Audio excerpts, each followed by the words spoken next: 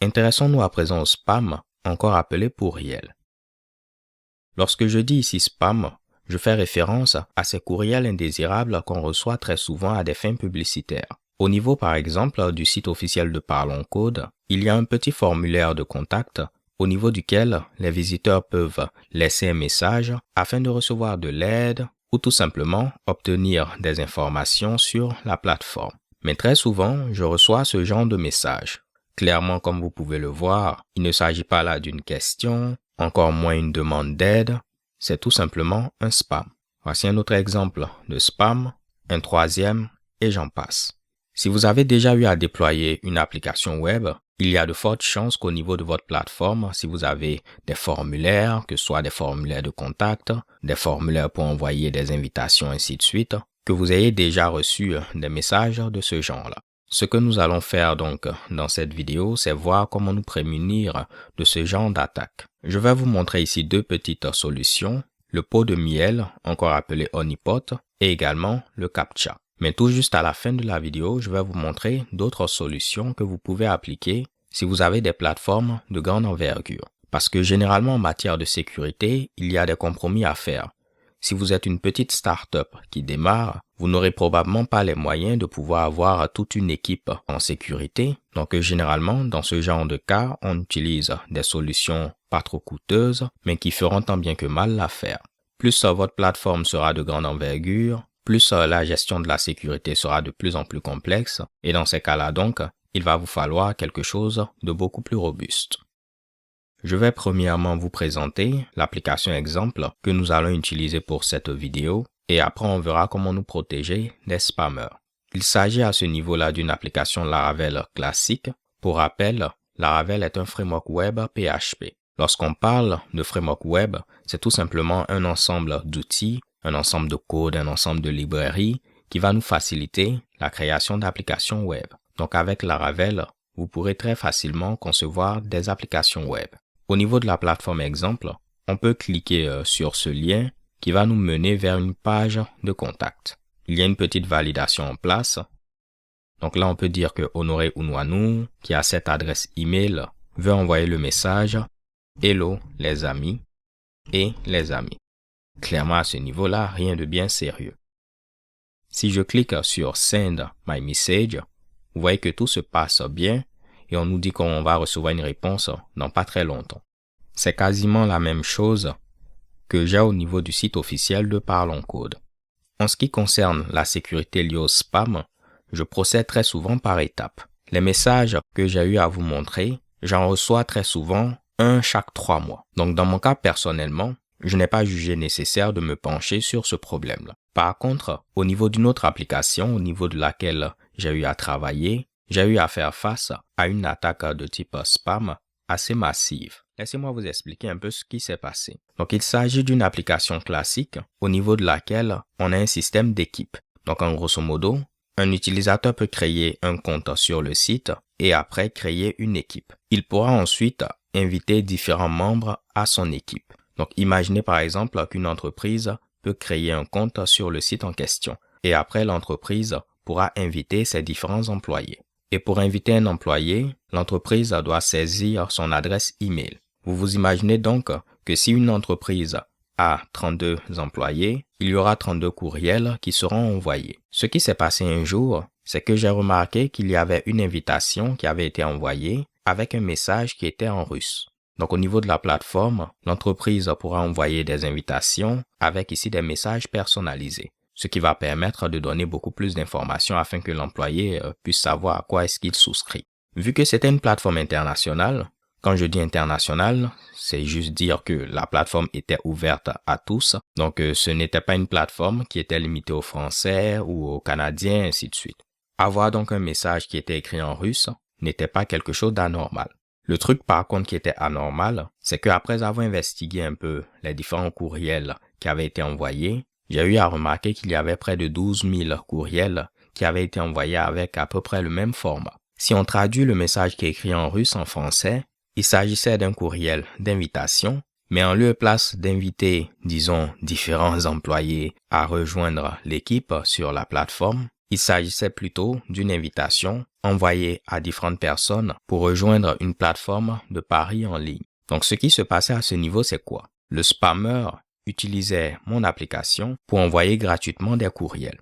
12 000 courriels, à un moment donné, il y aura des frais. Et ce qui est encore problématique, c'est quoi? Étant donné que les courriels étaient envoyés à des personnes qui probablement n'étaient pas intéressées par le site en question de paris en ligne, il est fort probable que ces personnes aient signalé le courriel comme un spam. Et étant donné que le courriel est envoyé par mon serveur de mail, en termes de crédibilité, en termes de fiabilité, on perdait clairement des points. Ce qui va faire qu'après, il y a de fortes chances que nos différents courriels apparaissent au niveau des spams en lieu et place d'apparaître directement au niveau de la boîte de réception de nos différents utilisateurs.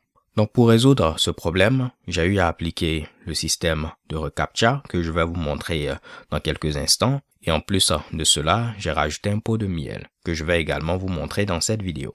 Avant de rentrer dans l'aspect pratique, imaginez que vous avez plein de vélos qui sont garés quelque part et parmi ces vélos-là, il y a certains qui ne sont pas ici, disons, sécurisés via un cadenas, un truc de ce genre-là. Clairement, pour quelqu'un qui veut voler un vélo, les vélos qui n'ont pas de cadenas seront ici les proies les plus faciles. Il va donc s'intéresser d'abord à ces vélos-là avant de venir s'intéresser aux vélos qui ont des cadenas et tout. Pour le spammer, c'est pareil. Plus vous êtes une proie facile, plus ce sera plus juteux pour lui de s'intéresser à votre plateforme. Si vous rajoutez quelques mécanismes afin de lui rendre la tâche un tant soit peu compliquée, il va généralement se tourner vers d'autres sites qui représentent également des proies faciles. Les deux techniques que je vais vous montrer, à savoir le reCAPTCHA et le pot de miel, si vous les appliquez aux différents formulaires de votre site web, avec l'analogie que je viens de faire, c'est comme si on va rajouter un petit cadenas pour ne pas que notre vélo se fasse voler. Mais après, plus votre site sera connu, plus il sera sujet à de potentielles attaques. Dans ce cas-là, il faudra rajouter d'autres cadenas. Et je vais vous donner quelques pistes de solutions que vous pouvez utiliser tout en fin de la vidéo. Donc, assez parlé, intéressons-nous à présent à la pratique. Généralement, le spammer, ce qu'il va faire, c'est remplir ce formulaire de manière automatisée. Donc, on peut avoir de petits robots qui vont remplir ce formulaire. Il va mettre ici un nom, une adresse email et son petit message de publicité. Étant donné que c'est un robot qui va remplir le formulaire, on peut appliquer une technique qui s'appelle le pot de miel. En grosso modo, c'est quoi? On aura un champ caché, donc un champ qui ne va pas s'afficher, et vu que le champ est caché, un utilisateur normal ne va pas le remplir. Tandis que si c'est un robot, il ne saura pas qu'il s'agit d'un champ caché, il va le remplir, il va donc goûter le miel, l'appât qu'on lui a proposé. Et dans ce cas-là, on saura que c'est un robot et on prendra les actions conséquentes.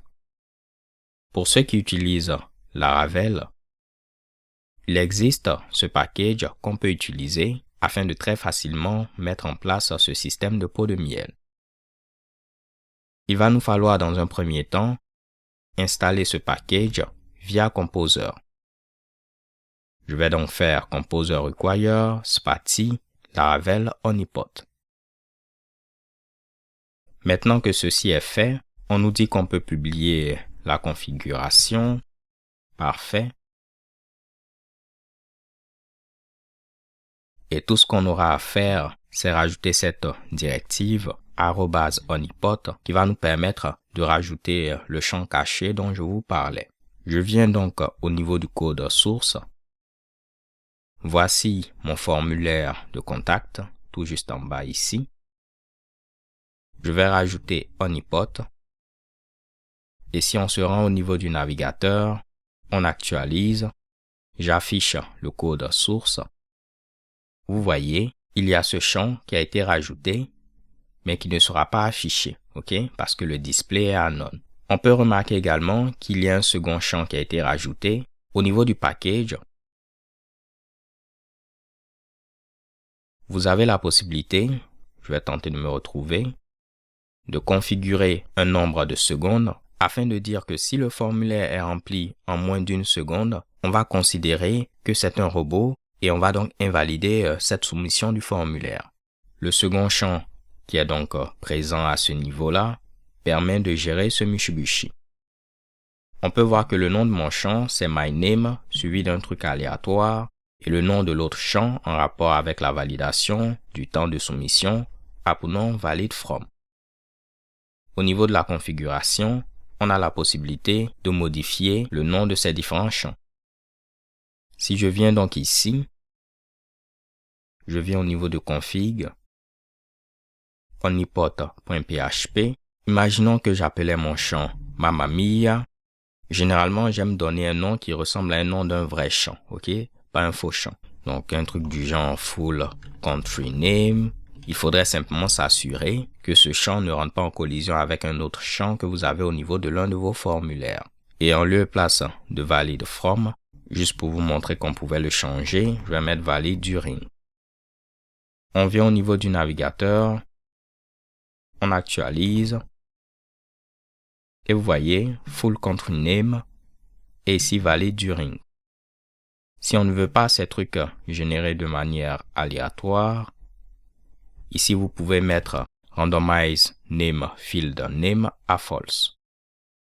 On vient à ce niveau, on va actualiser, et vous voyez, on n'a plus ces trucs aléatoires.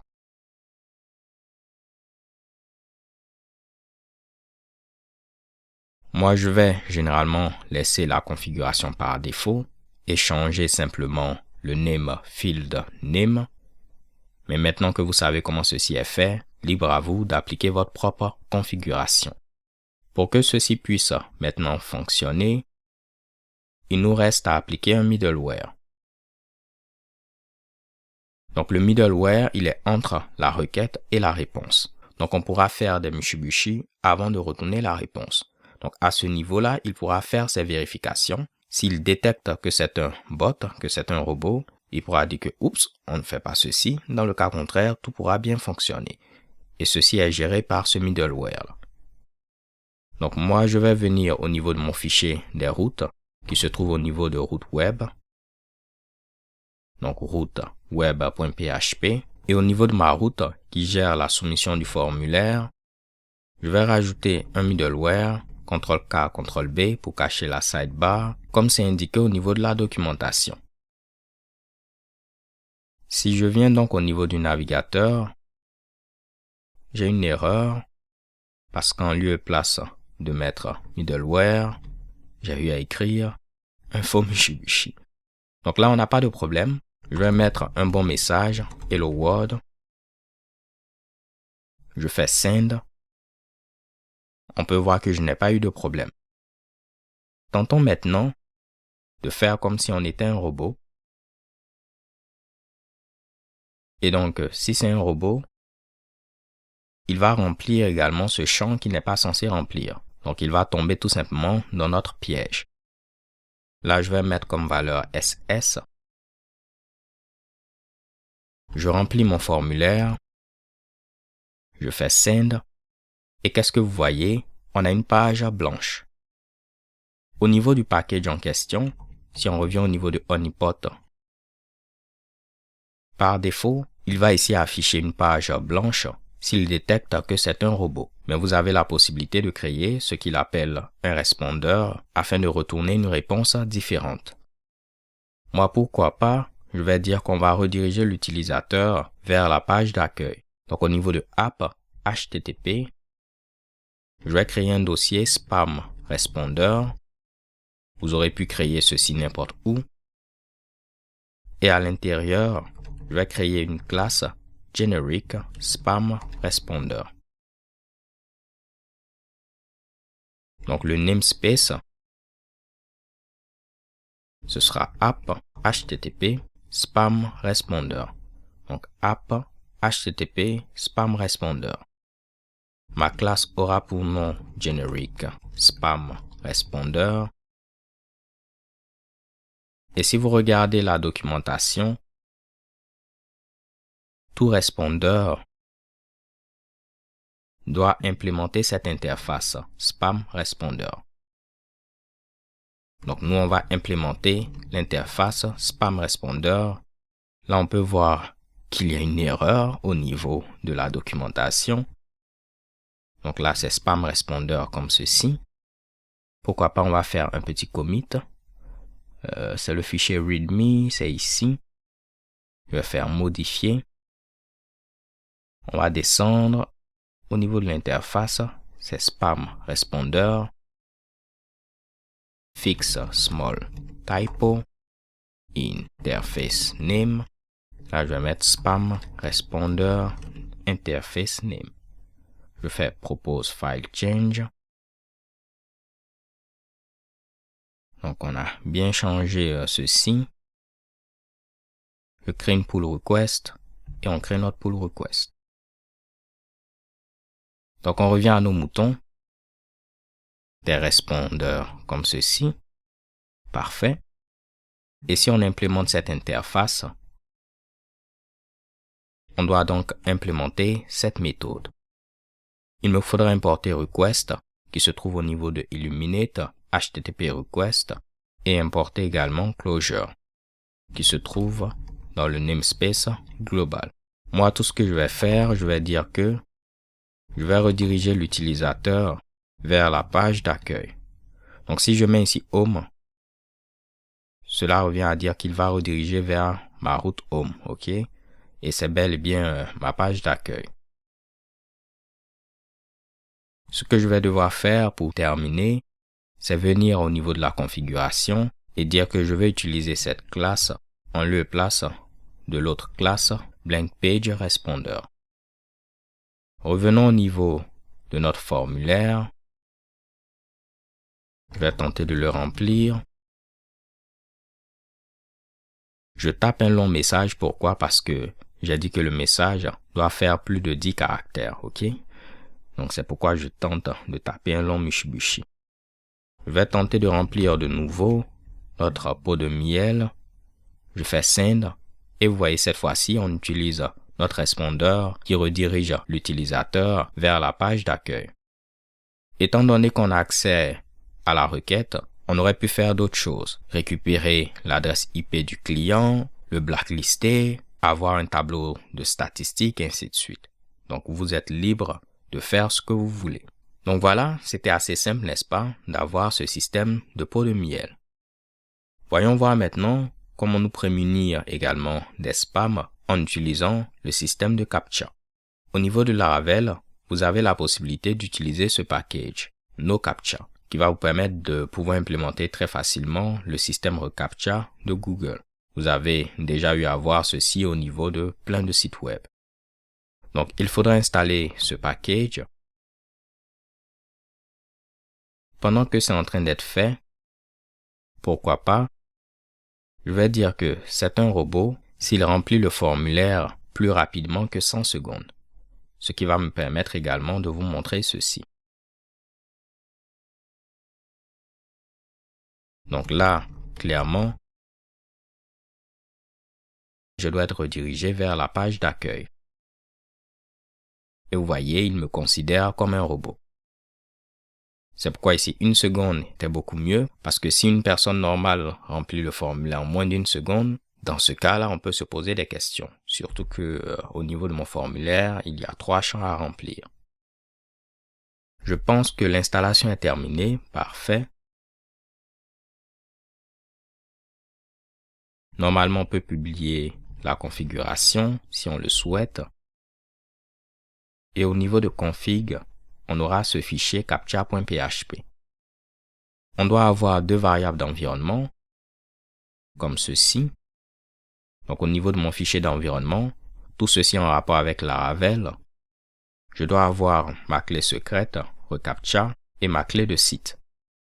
Moi, ce que je vais faire au niveau de mon fichier env.example, je vais mettre ceci également, vu que ce fichier sera commité. Si j'ai quelqu'un d'autre qui travaille sur l'application, au niveau de sa configuration, il saura qu'il devra ici préciser ces 2 variables d'environnement. Il faudra au niveau du fichier .env modifier les valeurs de ces 2 variables d'environnement avec de vraies valeurs. Si vous tapez reCAPTCHA au niveau de Google, si vous avez un compte Google, vous aurez la possibilité d'enregistrer un nouveau site. Et j'ai coché checkbox, ce qui me permet d'avoir un reCAPTCHA du style « Je ne suis pas un robot ». En cliquant donc ici, au niveau de Keys, je vais copier ma clé de site et copier également ma clé secrète. Donc après cette vidéo, je vais supprimer ce Mitsubishi, donc c'est pas problématique que je vous présente cela. Donc tout est bon. Ce qu'il me faudra faire, c'est charger un fichier JavaScript qui vient avec cette librairie. Donc au niveau de mon fichier de vue, je vais mettre ceci tout juste en bas.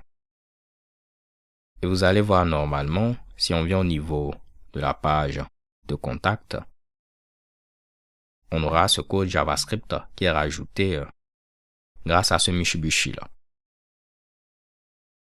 Ensuite, pour afficher notre reCAPTCHA, il faudra utiliser ce code. Et je vais le mettre avant mon bouton de soumission. Je viens ici, j'actualise et vous voyez, je n'ai pas de problème. Si mes clés n'étaient pas bonnes, et modifier cela également, on aurait eu une erreur. Juste pour vous le montrer, je vais couper le serveur, le relancer, afin que mes variables d'environnement soient prises en compte. Et vous voyez, on nous dit qu'on a une erreur à ce niveau-là. Donc là, j'ai modifié mes variables d'environnement, je relance le serveur et je n'ai pas de problème. Je vais laisser des espaces ici en mettant BR deux fois. Donc je mets ici BR et BR. Comme ça, j'aurai un peu d'espace. Donc si je remplis mon formulaire et que je ne coche pas ceci, je veux normalement avoir une erreur. Pour ce faire, je dois rajouter une validation. Vous voyez, on me demande de rajouter ceci à mon ensemble de validations. Au niveau de Laravel, pour gérer la validation, on a la possibilité d'utiliser ce qu'on appelle des form requests. Donc voici mon contrôleur qui gère la soumission du formulaire de contact et je demande à faire une validation avant ici de continuer. C'est ici que je dis que le nom est requis, au minimum 3 caractères, l'adresse email est requise et on doit avoir une adresse email valide. Le message est requis, un minimum de 10 caractères. Je vais rajouter également ce qui a été mis au niveau de la documentation pour dire que le reCAPTCHA est requis et puis il doit être également valide. Donc si je viens ici et que je ne remplis pas ceci, je fais send. Vous voyez que rien ne fonctionne, mais mon message d'erreur ne s'affiche pas. Pour afficher le message d'erreur, on nous dit qu'on doit afficher le message d'erreur en rapport avec GReCAPTCHA response. Donc ici, je peux simplement copier cette ligne et dire que je vais afficher le message en rapport avec GReCAPTCHA response. On va remplacer ceci par texte-danger. Je relance l'exécution et vous voyez, on nous dit que le champ reCAPTCHA est requis. On peut changer ce message et on nous montre normalement comment le faire. Au niveau de notre fichier de validation, au niveau de ressources, ensuite ling, en, validation.php. On a des validations customisées et on peut dire que pour ce champ customisé, GReCAPTCHA response, s'il n'est pas coché, on veut ce message et si le reCAPTCHA n'est pas valide, on veut ce message. Encore une fois, tout ceci en rapport avec Laravel. Vous allez voir que le message d'erreur sera maintenant différent. Et c'est le message qui est précisé ici. Par contre, si je coche ceci, vous voyez que tout fonctionne à la perfection. Si on revient au niveau de la documentation, on a la possibilité de changer le thème en mettant Data Theme à Dark. Donc là, je peux rajouter ceci. Vous allez voir que le thème va normalement changer. J'ai eu à mettre une parenthèse de trop. Et chez Kebam, on a le thème qui change. Vous avez la possibilité de mettre ceci en français en passant comme premier argument FR. Moi, je vais enlever ceci pour le thème, garder le thème blanc par défaut. On le place ici de mettre FR pour hardcoder ceci. On actualise ceci en français. Ce que je vais préférer faire, c'est récupérer la locale actuelle de mon application. Pour l'instant, je suis en anglais avec ici EN, la locale est à EN. ceci sera donc en anglais. Si je change cela en FR, imaginez que mon site gérait l'internationalisation, ceci va s'adapter automatiquement. Je reviens donc en EN, on actualise et on est en anglais. Vous avez même la possibilité d'avoir ce qu'on appelle des reCAPTCHA invisibles. Donc pour ce genre de reCAPTCHA, très souvent on affiche des feux tricolores, on nous demande de sélectionner toutes les images où il y a les feux tricolores, et même pour un utilisateur qui est réel, pas un robot, ça peut être un peu difficile de tout sélectionner et des fois cela peut empêcher l'utilisateur d'arriver aussi au bout de son action. C'est pourquoi vous avez la possibilité d'avoir des reCAPTCHA invisibles. Si cela vous intéresse, il va vous falloir enregistrer un nouveau site et en lieu et place de sélectionner cette option, checkbox, vous allez sélectionner invisible. Et là, vous aurez la possibilité d'avoir un reCAPTCHA invisible. Copier mes clés.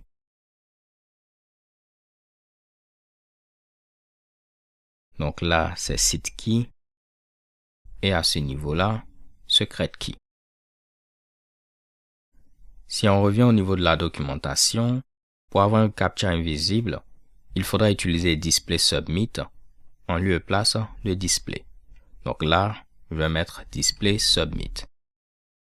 Il faudra ensuite donner l'identifiant de notre formulaire et le texte qu'on souhaite avoir pour le bouton. Donc l'identifiant, je vais mettre, disons, contact form comme ceci. Donc au niveau de mon formulaire, je dois donner un identifiant qui sera contact form. Après comme texte, on va laisser pour l'instant Submit Now. Comme ça, vous allez voir, ça ressemble à quoi. Donc vous voyez, il me rajoute ce bouton maintenant. Et c'est ce bouton qui va gérer toute cette histoire de reCAPTCHA invisible. Le reCAPTCHA invisible va s'afficher à ce niveau, ok? Donc là, parfait. Moi, le texte, je vais mettre le même texte que précédemment. On n'aura donc plus besoin de ce bouton de soumission. Mais je vais copier les classes que j'avais rajoutées. On revient ici. Et pour ajouter les classes, je peux mettre un tableau avec la clé classe et je vais coller toutes les classes. On actualise et chez bam, voici le résultat. Là, j'ai cette erreur parce que je n'ai pas redémarré mon serveur. On va actualiser et voyez, voici ce qui prouve qu'on a le reCAPTCHA invisible. Si je viens ici, Google a déjà son algorithme qui lui permet de vérifier si on est un robot ou pas. Donc si je suis un robot, il va me proposer de sélectionner des Mitsubishi pour que je ne puisse pas continuer. Dans le cas contraire, tout va bien se passer. Donc je vais mettre comme message à ceci. Je remplis les autres champs, send, et chez Kebam, tout se passe bien. Donc voici un peu quelques techniques que vous pouvez utiliser pour vous prémunir des spams. Pour ceux qui ont un site de grande envergure, il existe également d'autres solutions assez simples que vous pouvez employer. Premièrement, vous pouvez décider de blacklister les adresses IP au niveau desquelles vous avez remarqué des comportements inhabituels. Donc l'exemple que je vous avais donné pour le système de spam en rapport avec les invitations, j'ai eu à blacklister l'adresse IP en question vu qu'elle était statique. Autre chose, si vous utilisez AWS, donc Amazon Web Services, vous avez la possibilité au niveau du pare-feu de votre application web, donc Web Application Firewall, de rajouter un ensemble de règles afin de pouvoir bloquer également certaines origines assez suspectes. Vous pouvez également rajouter des notifications. Pour la plupart de mes sites web, j'utilise Slack pour recevoir les différentes notifications. Si on prend l'exemple du système d'invitation, j'ai eu à rajouter un code qui permet de dire si on a un compte qui envoie plus de 10 notifications par jour, j'aimerais recevoir une notification sur un canal Slack particulier. Ce qui va me permettre de pouvoir investiguer afin de voir s'il s'agit de quelque chose de légitime ou pas. Parce qu'une entreprise peut bel et bien envoyer 10 invitations par jour, mais au moins ça me donne l'occasion de remarquer ceci et vérifier si tout est en ordre. Après, si vous avez une équipe d'ingénieurs en sécurité, vous pouvez appliquer du machine learning afin de détecter automatiquement des comportements suspects et construire quelque chose de beaucoup plus robuste, comme c'est fait par des entreprises comme Stripe, PayPal, pour ne citer que celle-ci. Alors les gars, ce sera tout pour cette vidéo. J'espère que vous l'avez apprécié. Si tel est le cas, n'hésitez pas à liker la vidéo et on se donne rendez-vous à la vidéo prochaine. D'ici là, portez-vous bien, stay tuned and take care. Peace.